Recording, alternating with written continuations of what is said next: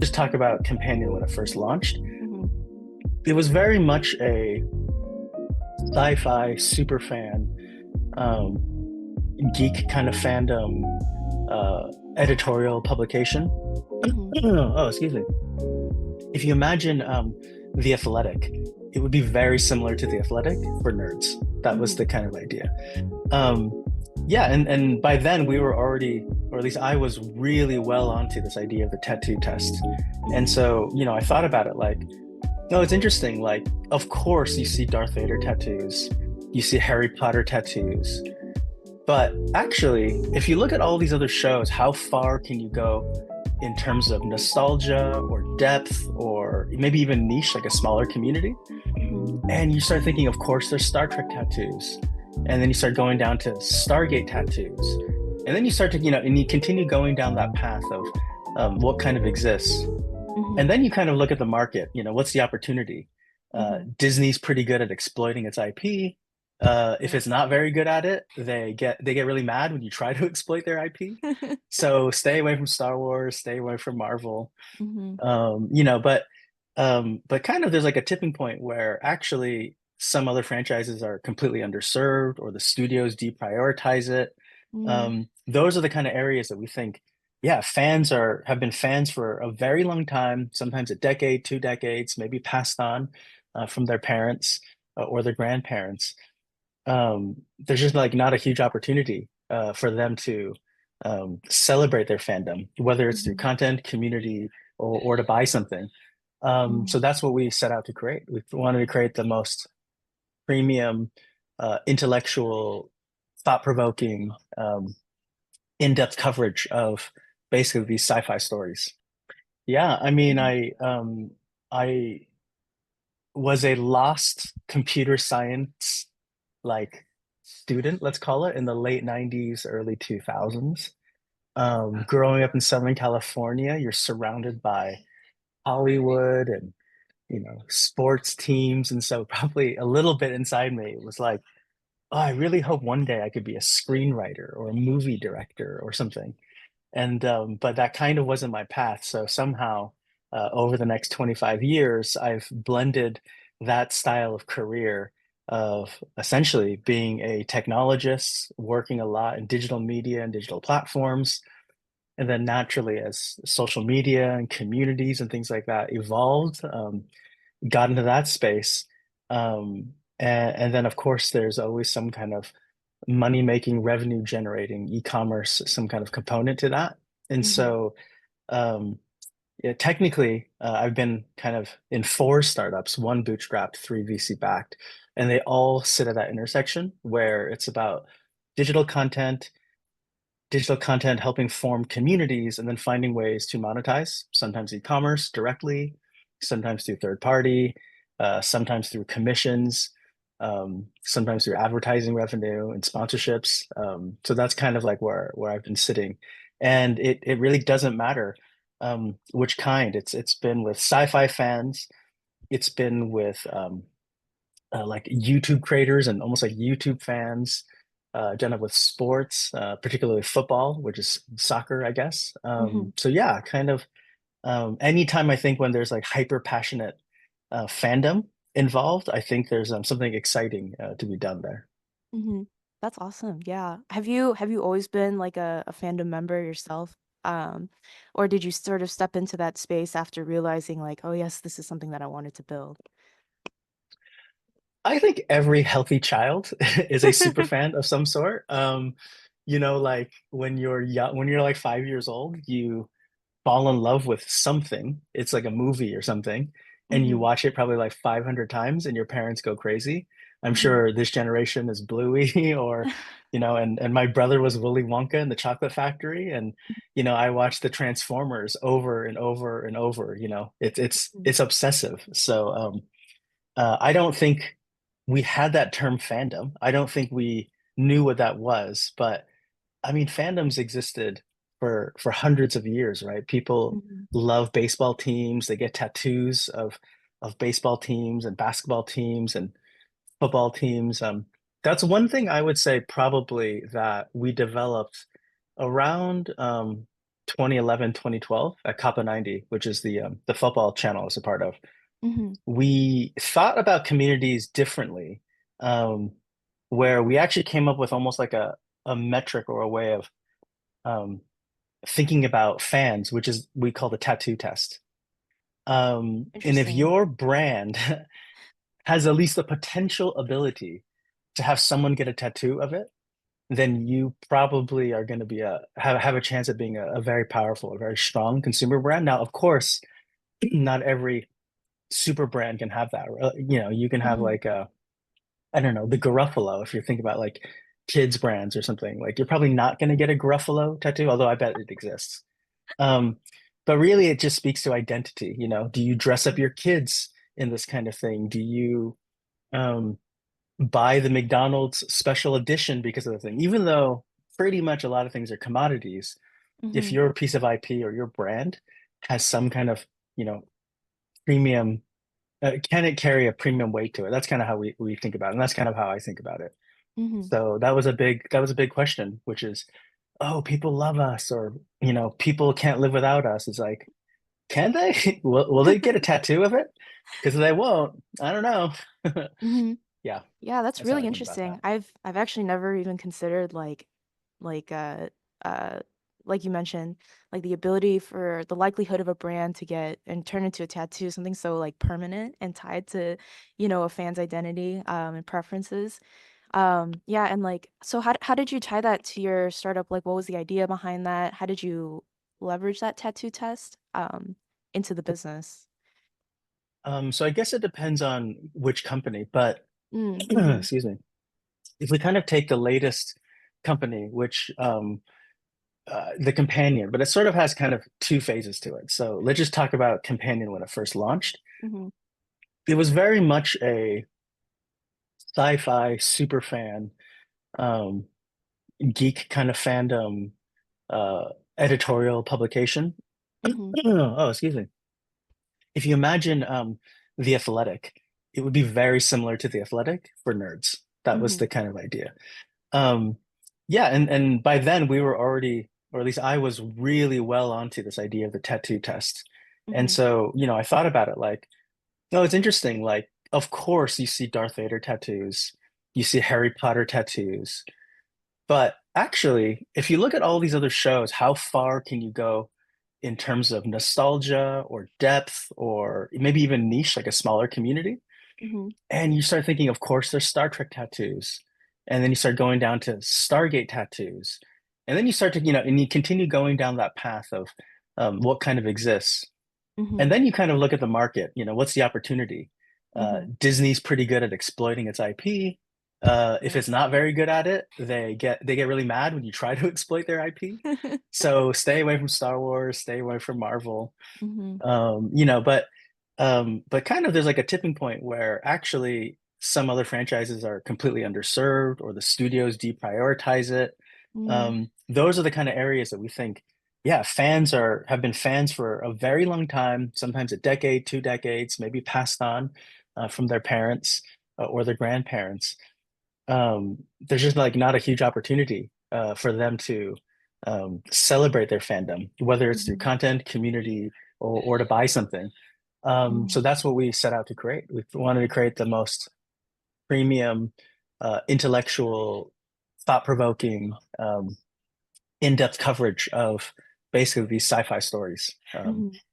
Yeah, Yeah, I love that. And as a fan myself of multiple very niche pieces of media, um, I can tell you that they probably like the community of the companion probably really appreciate what you do.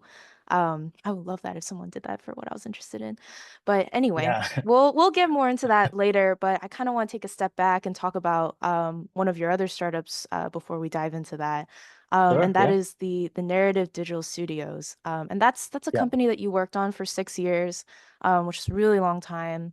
But yeah, so tell us a little bit about, what the Narrative Digital Studios was. What was your vision for that agency? Yeah, so I was at Kappa 90 at the time, and um, there was an approach and a strategy that I took Really, it was around production doesn't matter, or the creative content doesn't matter. It's all about distribution. So I think where a lot of content creators, maybe not like YouTube creators or creators, but let's call it producers. I think what they kind of got wrong, at least in the early days, is they really worried about the production side of things. And if you were given $1 million, you'd probably spend $990,000 on production. What's the right equipment? Does it look good? Does it blah blah blah? That whole thing. And then you kind of make it, and then you realize, whoa, they got 12 views. It's because like you didn't think about distribution at all. Mm-hmm. And back in the day, it makes sense, especially if you're like a TV producer. That's not your job. You're a production company. And what you should be doing is making the best show possible. And then what the cable network should be doing is broadcasting it out there. Mm-hmm. So that's the big shift, I think, that digital was created. Um, you have to emphasize distribution 70%, production 30%. Mm-hmm. And then by doing that, um, you are then better able to budget, create ideas that fit a certain kind of parameters. Mm-hmm.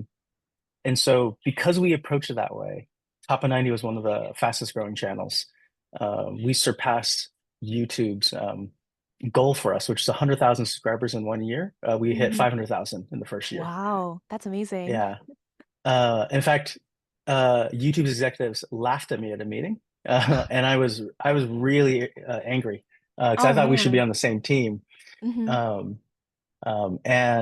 Um, yeah, and so we hit it. And so another YouTube executive, the reason why I bring it up, it was related to the narrative, messaged me kind of out of the blue. I was already about to exit Kappa 90, Mm-hmm. and it was this very mysterious email of like, do you want to build what you've been building, but like outside of Kappa 90, but better and better or something like that?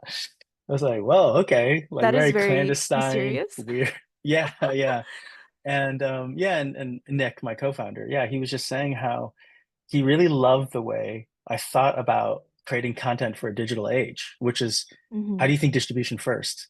And that's also why, in this conversation, I asked, like before we started, like, oh, who are we speaking to? I Mm-hmm. just kind of want to know, so we can kind of tailor an experience for them, or at least start to think about, well, who is it that we're going to be reaching? Mm-hmm. Um, and so the fundamental premise of the idea was, why don't we create a studio like Endemol, in 2030? What would that look like? With Shine and Endemol, these companies, being created in the 90s, I'm assuming the first thing Liz Murdoch would have done was like gotten an office, got a fax machine, got a couple of phones, probably not even a PC, right? Like that. Mm-hmm. If you think about how do you start a company in the 90s, a media company in the 90s, what would you do? Mm-hmm. Um, but if it was 2030, what's the first thing you would have? A WhatsApp group or a Slack channel. Um, you would get your iPhone set up. Should I use my personal iPhone or a company iPhone? Like you completely think about the way you build a company differently, Mm-hmm. which is the same way that I realized with production. You don't think about production first, you think about distribution. And Mm-hmm. so if we can actually create the studio of 2030 and 2015, um, let's start with that. So it started off with, let's work with digital creators, people with followings. They have a instant distribution. Mm-hmm. We don't email them. All contracts go through WhatsApp. I mean, we were like doing $100,000 deals all through WhatsApp. Mm-hmm. Um, Everything was a digital signature. It was like before, I guess everyone was kind of using DocuSign all the time and Adobe Sign and those kind of things. Like I Mm-hmm. remember having to download random 3 pound apps because we were in the Canary Islands and I needed to get a deal done or something, and Uh-huh. just getting that, like getting a release form signed very quickly. So that was the way we kind of thought about Mm-hmm. how would you start that. And so yeah, it was yeah, how do you create Shine Endemol in 2030? That was the idea of the Mm-hmm. narrative. Yeah. And so you've worked on that studio for 6 years, sort of bringing that approach to the market and to production companies, which I'm sure, like, was still like a relatively new idea at the time. I'm trying to think like 2015. You know, I Yeah, I don't, mean, yeah. it was like kind of a hot, I wouldn't say it was a hot thing to do, but it was starting to happen. So Mm-hmm. there was a company called Super Gravity, I think, Mm-hmm. and they were working, I think, with Grace Helbig and a couple of Oh those gosh. YouTube creators. Yeah. Yeah. And they had this model where, which makes total sense, which is Grace Helbig and her friends have, let's just say, 10 million followers. I don't know what it was at the time. Mm-hmm. And you can get a conversion rate of 10%. And the average iTunes movie costs, between 10 and $20. So Mm-hmm. why don't we give Grace Helbig and her friends a budget of $1 million to make a movie, guaranteed to break even. And if it's a hit movie or a great movie, we can make a profit. It was like Mm-hmm. something like that. That was the Mm-hmm. model. And so that was really interesting. I think YouTube channels started coming in around that kind of 2011, 2012 time. So Mm-hmm. subscribers was still relatively new, and it was a Mm-hmm. big deal to have 1 million subscribers. That was very rare back then. These days, Yeah. it's not that big, but back then it was big. I mean, it's Mm-hmm. still big, but um, and so Ron Howard and Brian Granger started New Form Digital out Mm-hmm. in the US. And Mm-hmm. so we started essentially the Super Gravity New Form Digital, but out in the UK. And that's where we were, Mm-hmm. essentially. Um, None of us made it. I'll tell you that. So yeah. Dang. Well, Yeah. yeah. But the idea was let's work with creators, and Mm-hmm. besides brand deals or those kind of things, Mm-hmm. which was very popular at the time, could we actually create quality television or quality movies? That was the Mm-hmm. kind of idea. A lot of them went into the kind of scripted side of things. We Mm-hmm. were completely unscripted. So we would do Mm-hmm. travel adventure shows with BBC Earth, MTV fitness kind of channels. Mm-hmm. Um, we were, yeah, I guess much more aligned to kind of what's popular on YouTube. It's very rare you see a web series these days, Yeah. um, Yeah. on YouTube. Mm-hmm. So yeah, that's exactly kind of where we were at. It was primarily unscripted. Mm-hmm. Um, yeah, yeah, that's what we're doing. Gotcha. Gotcha. Yeah, and so I guess my next question would be then, so, following all of that work that you guys have been doing with these production companies, ultimately, the narrative digital studios was shut down during the COVID pandemic. So could you tell us a little bit how you ended up making that decision, and what it felt like to sort of close that chapter? Sure. The narrative actually weirdly kind of closed twice. I can kind of explain what I mean by Yeah. that, which Mm-hmm. is the first year or two of the narrative was like awesome. Like we Mm-hmm. were making $1 million, more than $1 million for our creators, and they weren't necessarily like, they weren't KSI or Logan Paul or anything. They weren't Mm-hmm. like that scale. I guess Mm-hmm. no one was that scale back then. And for the first time, yeah, you can make like a really wonderful six-figure salary, maybe more, as a content creator. Mm-hmm. We were making shows. Like, we were the first studio to ever get commissioned by BBC Worldwide to make a show. And so we're kind of going down this path. And I remember there was a moment, basically, so many different movie and TV studios got their fingers burned working with creators. Mm-hmm. People, they don't show up, they don't deliver on time. Mm-hmm. Um, I think to some creators' faults, I think they have their egos got in the way. For example, there have been scenarios where you're meant to, let's say, tweet. Let's just say Monday and Tuesday, as an Mm-hmm. example, and the creators would purposely tweet at 11:59 p.m. on Monday and 12:01 a.m. on Tuesday. Oh my gosh. It's like, great, yeah, okay. If you want to be a dick, like, Yeah. cool. You technically fulfilled the contract. Mm-hmm. Yeah, and a lot of these creators aren't around anymore. So it was that era Mm-hmm. of like things that would happen. Mm-hmm. And there was a desperation around brands trying to reach young people, Mm-hmm. in these like studios, becoming relevant. Because Netflix at the time, I think, was just like launching like Orange is the New Black and House of Cards. It was this kind of premium television, Mm-hmm. prestige television that was happening. Mm-hmm. So yeah, I don't think anyone knew really, but they kind of understood digital distribution was the future. And I'd Mm-hmm. argue digital distribution still isn't even there yet. So So maybe we shouldn't have been trying to create the digital studio of 2030 because we're about to get there. We should have been creating like 2050 because Hollywood's a little bit slow. Um, so we made a decision, and I think we Uh-huh. made the wrong decision. Um, we decided to not work in the creator space, but let's work in the digital distribution space or the digital formats kind of space. Um, and in hindsight, what we could have done, well, I don't know if it was a mistake, but what we could have done is actually this TV film studio thing isn't going to work. Why don't we just completely lock down the kind of the travel, adventure, lifestyle space? And if we Mm. do that and we work with, Mm-hmm. brands like Patagonia and, Mm-hmm. Arc'teryx and travel like companies and tourist boards and things, maybe there would have been like a really highly profitable company Mm-hmm. or agency or whatever. And these are Mm-hmm. still pretty successful today. And then you would Yeah. have to essentially evolve with the times, and we'd probably be more like a TikTok represented agency rather than like a YouTube creator one or something. Mm-hmm. Um, but we didn't do that. I think because of ego, if I'm being honest. I wanted to make TV and I wanted to make, movies, and I didn't have that kind of opportunity. So Mm-hmm. we started to align ourselves with studios, and the biggest opportunity that we got was with MGM, the Mm. film studio, yeah, in Yeah, Beverly yeah. Hills. And they came to us and said, "Look, it's really interesting what you're doing. You essentially will work with creators closely, develop different kind of vlogs or different types of like short form content. It's really inexpensive, and you can kind of test ideas if they would work or not. And then once fans kind of generate enough heat, you can then develop a show around it and then go pitch it. But by now, you've already gotten like essentially the MVP Mm-hmm. of a television show. Mm-hmm. Um, that's exactly how Silicon Valley does software. Why doesn't Hollywood do it that way? Let's try something like that. And they asked us to like look at all their IP. They're like, what could you do with Weekend at Bernie's? I was like, I don't know if there's a fan base for Weekend at Bernie's. Like Uh-huh. uh, Pink Panthers. Like I think you can monetize Pink Panther like crazy. Mm-hmm. It makes sense. It passes the tattoo test. Mm-hmm. Going back to It's that iconic, yeah.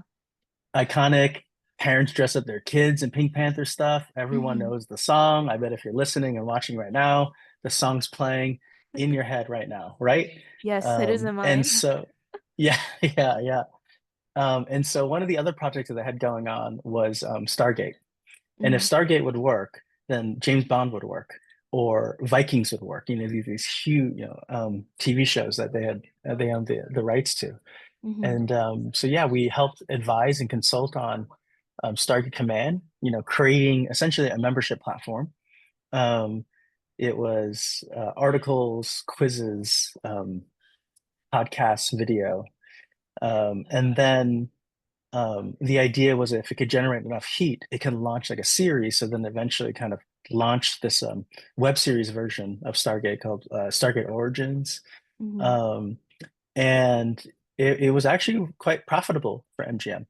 Mm-hmm. Um, so then we took over the production of it, and we were very, very reliant as a company on MGM. And everyone says this, and everyone knows, every business person knows this. It's like when you're so reliant on one uh, client, if they pull Mm-hmm. the plug, um, it's going to be hard times for you. Yeah. And that's what happened with us. So Mm-hmm. when that happened, um, the decision was we can completely shut down and let everyone go, or um, I'm sorry. The reason why I brought up this whole story is Mm-hmm. because when we decided to make that pivot towards studios, that was the first time the narrative, let's call it, shut down. And that Mm-hmm. was really tough because we had to let go of everyone. And I Mm-hmm. remember going to an office that used to like the week before, 2 weeks before, had like 20 people in it. And it was my co-founder and I, Nick. And it was just like we didn't even turn on the lights that day. The lights were off. We walked in and we're like, interesting. We know exactly what we need to do. Mm-hmm.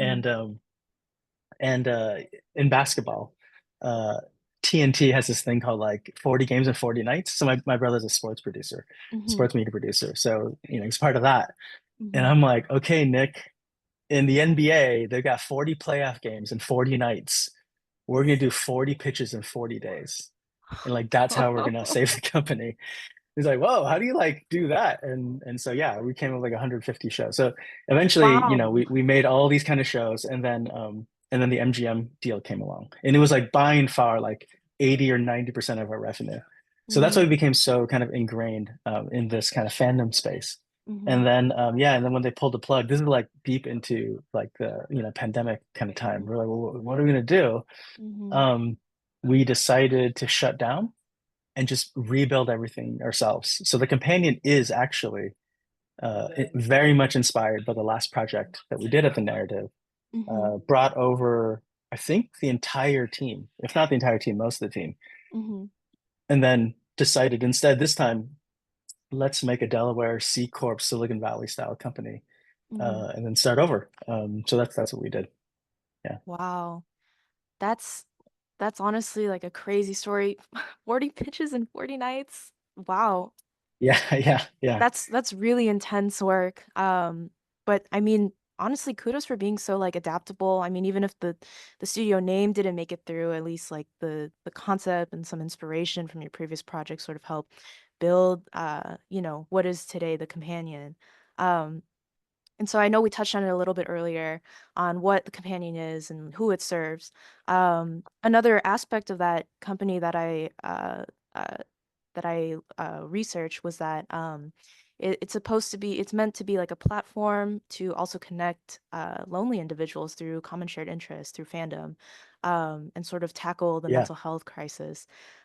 So could you tell us a little bit more on what inspired that aspect of the company, and sort of what makes the companion a unique solution for that?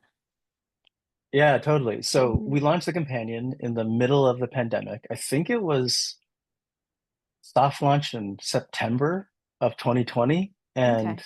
fully launched October 2020, something like that. Hmm. So it was like prime pandemic time. And um, what we started to realize was we can get a lot of growth if we really kind of fixated is like the wrong word. If we really built around these kind of like big kind of moments. And as we got into the 2021, we had this idea because, during lockdown, Hmm. everyone was trying to like lift each other's spirits up, and celebrities were singing songs and doing all that kind of stuff. And You're bringing me the back. co yeah, yeah, yeah, yeah. You remember how it was. Yes, I do. And yeah, and the co-creator of Stargate, he's an angel investor and a Mhm, close mentor of mine. mhm, And he and I asked him like, hey, can we do a table reading, kind of some sort. Now at the time he had written a pilot script for MGM on a fourth Stargate series for mhm, like a revival. And so we got the permission um, from MGM to bring some of the cast back to read 10 pages of mhm, it. Um, I actually appreciate it's quite risky of them because it's an unproduced, script of a show that they may or may not want to fund. mhm, And if it doesn't go well, it could be very risky for them because they might get kind of some kind of false negative data that people don't want Stargate back, if we do a mhm, bad job at it. So ultimately, that idea shifted to AI and uh, Brad's Netflix show, Travelers. I don't want to spoil too much, but it has an AI kind of theme to it. mhm, And so we thought, well, yeah, can AI write a screenplay? So 2021 was actually all about us creating this thing called Stargate AI. I think it was 2021 into 2022. mhm, So as we got into 2022, we started to think about, well, what other kind of big thing can we start to focus on? We've kind of done the AI thing. Um, so that was kind of one piece of it. We were kind of looking for what's another interesting topic of our time mhm, that could be that people can kind of latch onto. Um, the other thing was that I think I made a big mistake in not funding at the right fundraising at the right time. mhm, And so a few things went against us. The Athletics sold and they weren't a unicorn.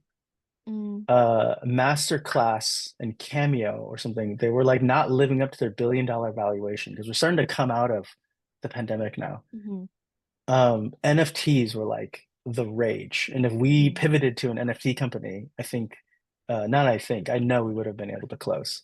Um, mhm, but like that wasn't what we were doing. We were doing incredibly premium content subscription model. We're not gonna use Ethereum or Mhm. blockchain. Like we're just gonna use USD.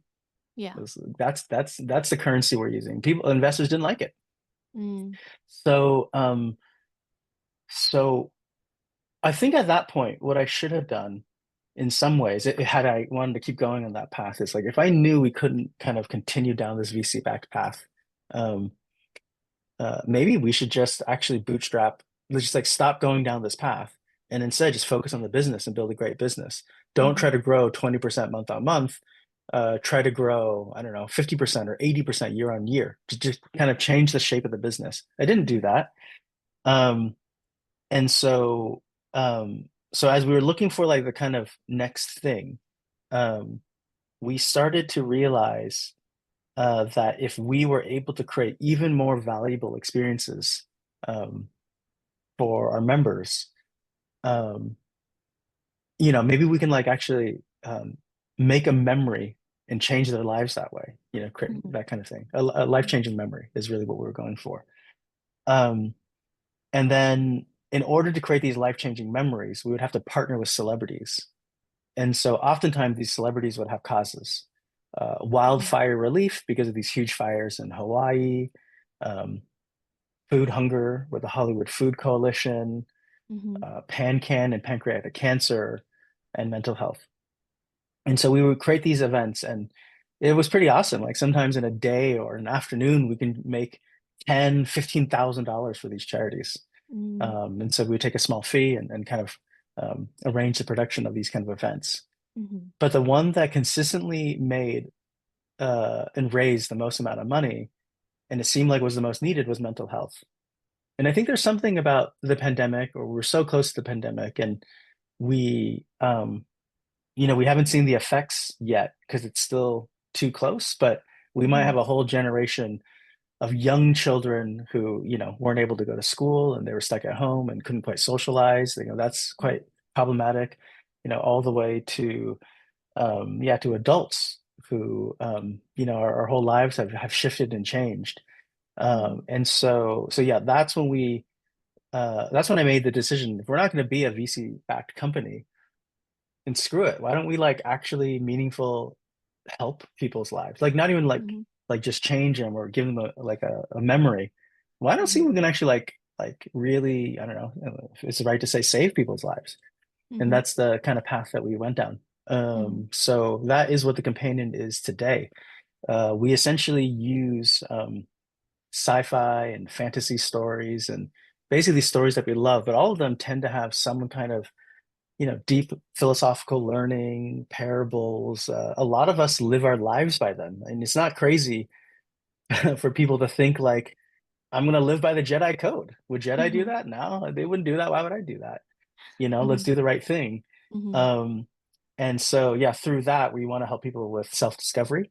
Um, Mhm. with these kind of shows. And in an interesting way, people are able to become more vulnerable and open up Mhm. um, when someone like truly understands them because they both understand, um, you know, uh, yeah, the values of Harry Potter or the Mhm. values of Star Wars or something. You just connect a lot faster. And it's like, oh, that one time, that one scene, like this happens. Like, yes, I know exactly what you're talking about. Well, let's talk Mhm. about like that, or, so yeah, that's what we've kind of found. Wow, I love that. I don't, yeah, I'm totally with you there. Like, I don't think like nerd culture, geek culture gets the credit that it deserves for like even just bringing people together. And I don't think it is like a lofty statement to say that media saves people's lives because I've definitely seen that. And so yeah, it's awesome that you were able to build that platform, for this community, and sort of building connection through there. I really love it. Um, we kind of touched on it a little bit, some of the challenges of, getting started. Were there any challenges sort of in the process of building the platform or, moderating the community, and sort of the content that you guys were creating? Um, Likewise, were there any fun stories that came out of, the growth of the companion?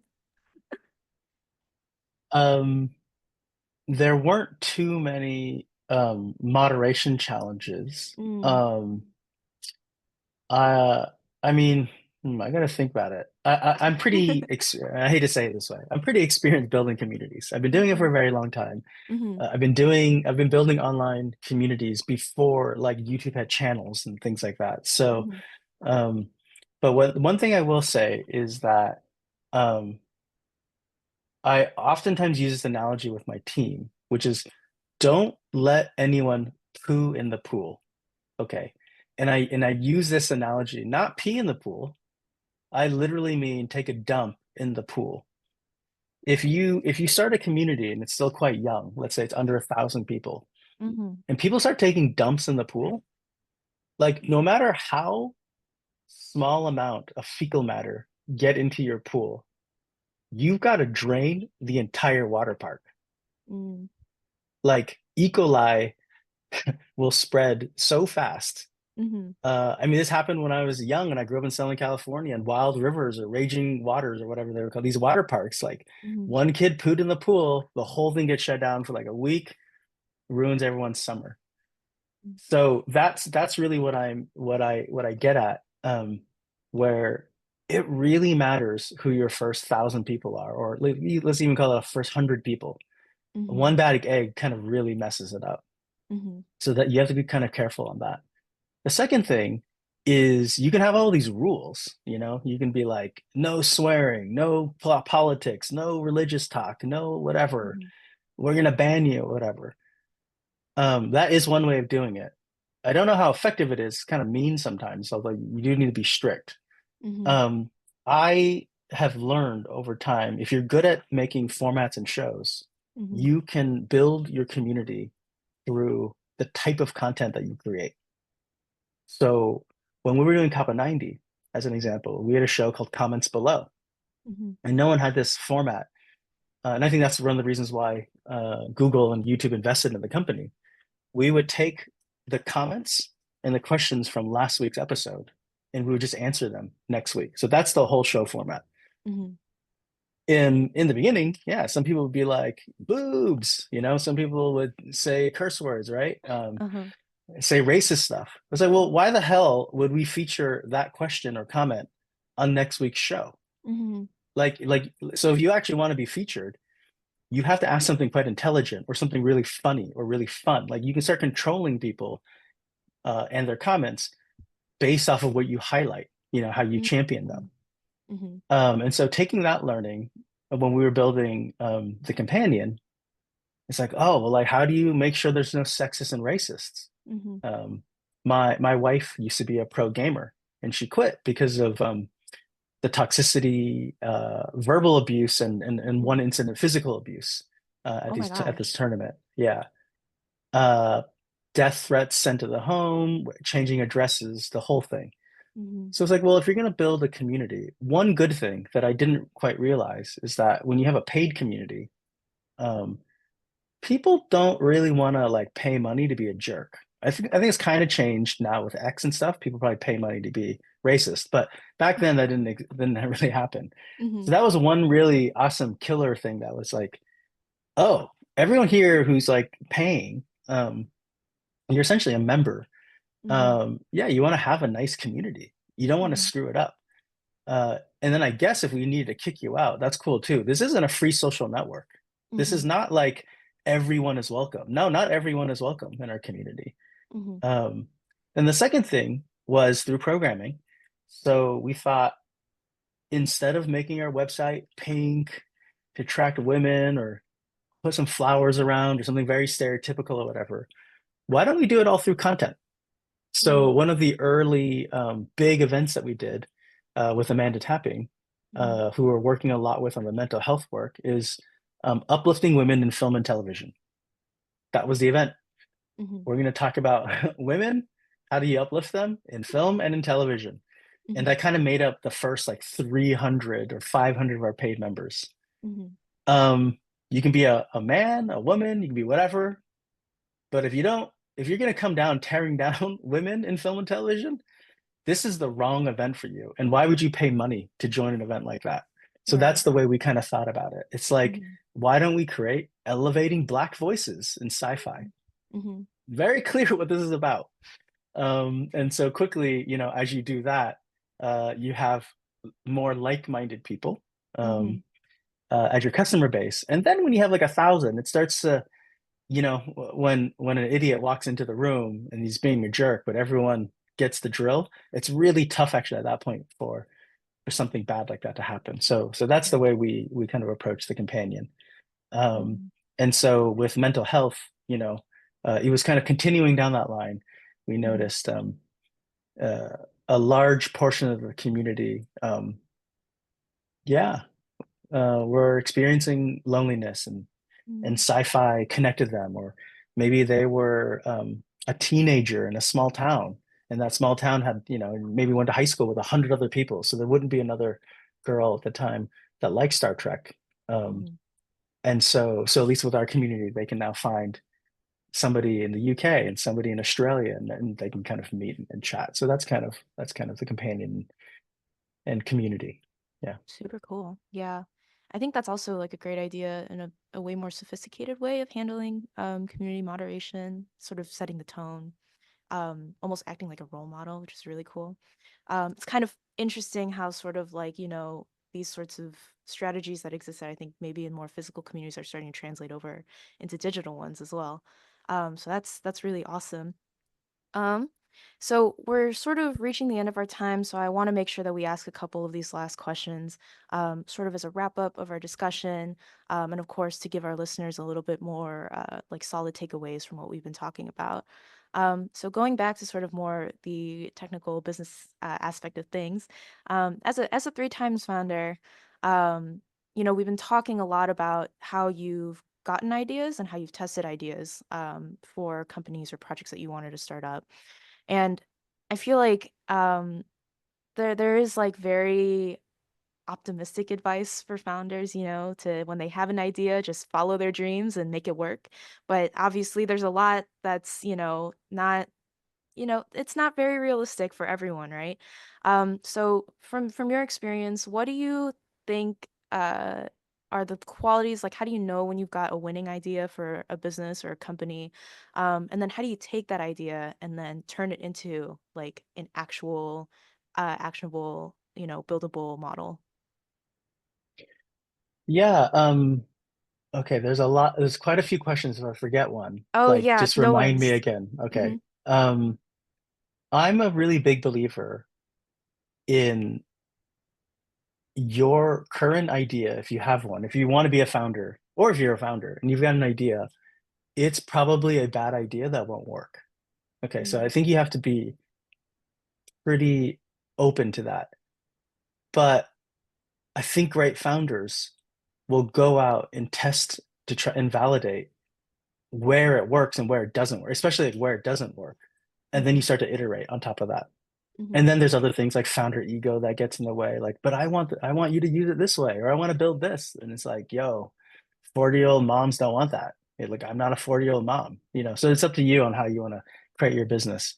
Mm-hmm. But yeah, by and large, I'm pretty sure whatever idea you currently have is not going to work, and it's not a very Mm-hmm. good one. And if you have an idea and someone else has the exact same idea or a very similar idea, great. Then that means there's two people in the world that have the same idea that won't work.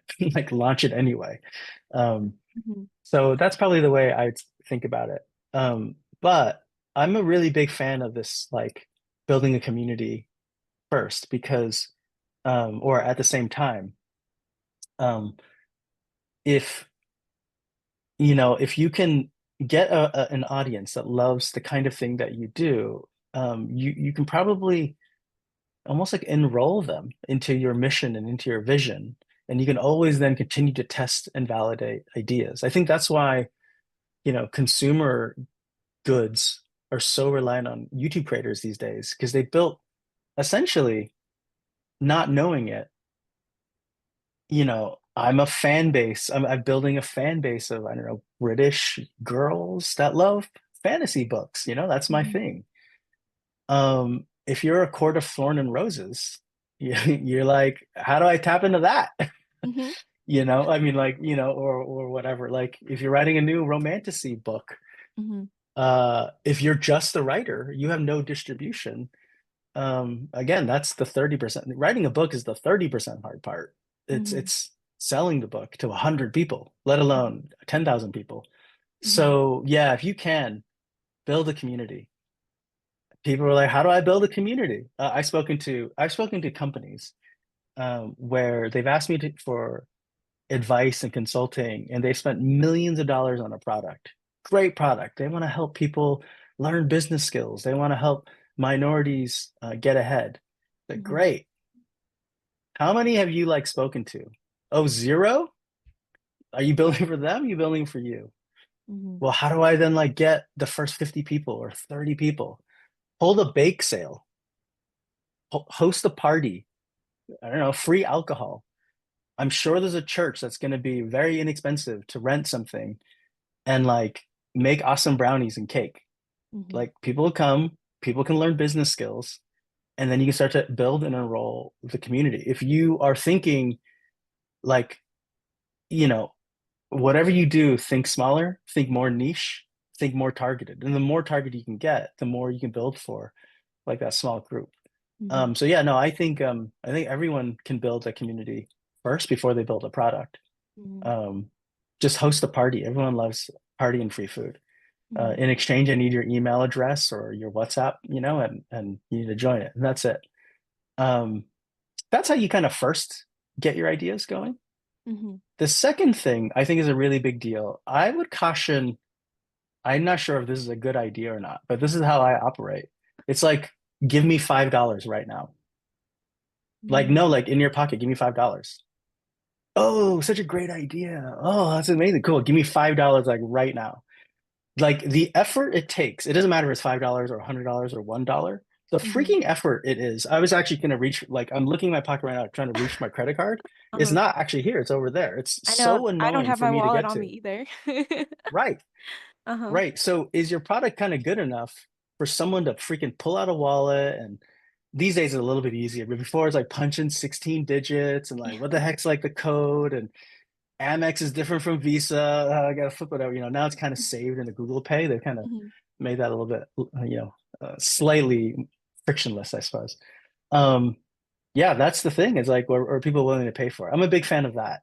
Mhm. I think it's fine. You can start a cosplay social network, and I'm sure you'll get 80,000 people signing up. Mhm. Will they pay $10 for it? Mhm. Will they pay 50 cents for it? That's kind of what I'm curious about. Mhm. So, that's how I think. Now, the reason why I know that's counter, because sometimes if you're trying to build something that's like very game changing or Silicon Valley 101, I'm assuming. And Mhm. by the way, I'm not like a Silicon Valley founder, so I don't know if this is Mhm. completely true or not. But it's about growth and usage and reducing friction, try to get a million users, and then you put up a Mhm. paywall, and then maybe like 5% of them will pay. But at that point, you're at Series A or Series B or something. Mhm. Maybe it's out figuring out the product first, um, and then trying to figure out the business model. And I appreciate that. Um, so, media companies kind of do that sometimes too, right? Like, Mhm. let's do an ad funded free version. And then like 5 years later, like Wondery Plus or whatever, we stick up a paywall and now you got to pay like $5 and see if people will buy it or not. Mhm. Yeah, I'm sure it's very viable. Um, it might actually be a better way to build a venture scale business. Mhm. Um, but yeah, no, I like to validate ideas with money. Mhm. Mhm. Yeah. Gotcha. Kind of kind of going back to something you said, um, getting the word out and sort of securing sort of initial traction and community. Do you think that has been facilitated or made more difficult with how vast like the digital space is now, Like content feeds are so saturated. There are so many creators for like the same sort of niche or topic. Um, what does that mean for people who want to, launch their idea, but like feel overwhelmed with like all of that? Yeah. Okay. So the first thing I would say is, and I don't know where I came up with this number, can you get something like 450 people signed up? Mm, It could be with money, like a paid member or something. It doesn't have to be. I mm-hmm, just don't even get 450. The reason why is because if you're at 450, you're starting to really break out of your friends and family circle. It's mm, not, Ed going, can you try out this thing and sign up to my newsletter? I'm like, sure. Hell, I'll sign up to HelloAdvisor. You're Mhm. starting to get to like non-friends, non uh folks. Mhm. The other thing with 450, which is kind of cool, is like if you host an event and 450 people come, you kind of got a pretty interesting conference going on. Mhm. It's like you kind of got to rent maybe a little university, community college thing. It doesn't fit, you won't really fit inside like a company, like an office. Like Mhm. you kind of need a little bit of that, like Mhm. festival vibe. Mhm. That's quite interesting. Um, and then you're sort of on the path, like halfway to probably getting to a pre-seed round if you want to go down venture. You probably want like 1,000, users or something like that. Mhm. That kind of makes sense to me. Um, so to kind of answer your question of like, well, how do I stick out or get 450 to some people to something? Mhm. Um, why are you trying to do TikTok arbitrage? Like, no one said you had to do that. Mhm. I speak to growth hackers. I don't know. I work in growth. You tell me what growth means, guys. Uh-huh. I don't know what I do. In fact, I don't even know what a growth hacker is. But in my mind, from what I understand, Mhm. is someone who is like amazing at programmatic advertising and like, Mhm. I'm going to spend $1 million to create a lookalike audience and then filter those guys out and then retarget them and then I don't know, Facebook ads them and then A/B test like the 32 different colors or whatever of the thing. Mhm. That's probably one way of doing it. Um, but um, I'll give you an example. There was um, I don't know, a growth hacker or whatever. A friend of mine was dating this growth hacker, and she Mhm. was like, "Man, how do I get from like 1,000 to 3,000 like subscribers?" Like, Mhm. okay, what's the product? And it was oh, it's like a food, like those like kits, those food kits Oh yeah, at yeah. home, but they Mhm. specialize in like microwavable food kits. Okay, Uh-huh. so I was like, you don't have to do a lot. I was like, great, great. What's the CAC? What's your goal that your boss has set? Mhm. And she was like, yeah, it's so unfair. It's so hard. Like they only grew 1,000. Now I have to grow to 3,000. It's like, I said, no, no, no, it's okay. We can solve this. Mhm. What's your CAC? And they're like $50. Like we can get like people in or 50 pounds as a British company. 50 pounds. If we can get 50 pounds, an acquisition, we can get payback in like 2 or 3 months or whatever. Like, great. Facebook was getting more and more expensive. I think they just had like Mhm. the weird iOS update. You couldn't really target people. I was like, Mhm. why are you doing any of that? Why don't you just buy people like microwaves? A microwave, I think, is like $50, right? Mhm. Cool. If you sign up for 3 months, we'll send you a microwave.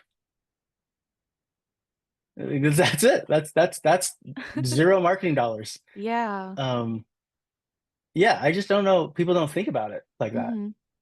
Yeah. Yeah. It makes sense, but it sounds unorthodox. That's what it feels like And it as a sounds insane. strategy. Yeah. Like Yeah, what? yeah, So you yeah. want me to go to the universe, like UCL, and stand outside on a street corner with 500 microwaves and be like, yo, if you sign up right now for 3 months, you Mhm. can take home a microwave. Right, No one's right. like willing to do that. But the people who are willing to do that, they become like Mint, or they Mhm. become Stripe or something. It's like, yeah, Yeah.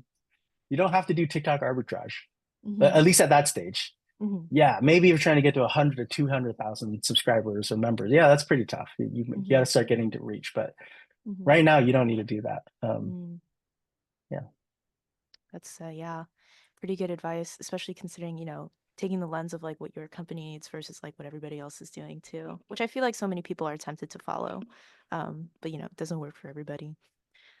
So yeah. last question. I know we're running kind of It's long, all right. but It's all right. Yeah, you got yeah, me. I've really enjoyed the conversation, by the way. I think we've talked about a lot of great things. Last thing that I want to ask you is, you know, um, we've talked about like creating value and meaningful experiences for your customers and your clients. Um, and a lot of founders can sort of struggle with continuing to deliver that value, throughout the growth of their company. Maybe they're struggling with revenue, maybe the original vision of the company is not as easy to uphold as they once thought it was with their current business model. So what advice would you give founders to sort of help keep their business aligned to their vision, to the goal, while still being able to deliver, meaningful value or experiences to their community. Um, I guess in other words, how do you know that you're still on the right track and that the companion is still very meaningful to the people that use it? yeah, I think well, I can only kind of caveat this because Mm-hmm. with the companion and maybe even like the narrative, like it wasn't the biggest company in the world. So like I don't know if you were like Unilever or something necessarily how you would do this. Mm-hmm. Uh, but I don't know if founders, once you get bigger and bigger, if they stop spending time with their customers and like hanging out with their customers. I think that Mm-hmm. like literally hanging out, buying them dinner, hanging out kind of thing, Mm-hmm. hosting the bake sale kind of thing. Um, I do remember when I used to work in advertising, so much of these millions of dollars are spent on, I was with my cousin this weekend and she's got a kid. Isn't it funny how babies do this? That's what the ad should be. And then like Mm-hmm. $18 million goes towards it. Mm-hmm. And it's like, no, why don't you spend time? Like literally, don't hire an agency. Like Mm-hmm. you spend time with 30 parents, if or whatever that you're doing, I don't know, whatever the brand is. And Mm-hmm. I think we kind of lose kind of sight of that. Um, if you're, yeah, so for like a later stage, I'm just trying to think, how do I give perspective to like a later stage founder?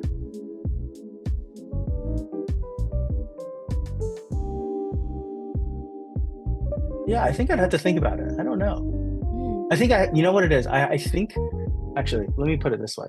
I Mm-hmm. think if you're a later stage founder, at this point, you have to be a lot more strategic or tactile. Like, I think it's going to depend on, um, your kind of business. I don't think it's as broad stroke, I suppose. With that being said, yes, speak to your customers as much as possible. The other thing I would say is probably get a coach or a mentor, because I bet deep down what's right and what's wrong. Somehow you're just not able to admit it, or Mm-hmm. somehow you're not able to uncover it. Mm-hmm.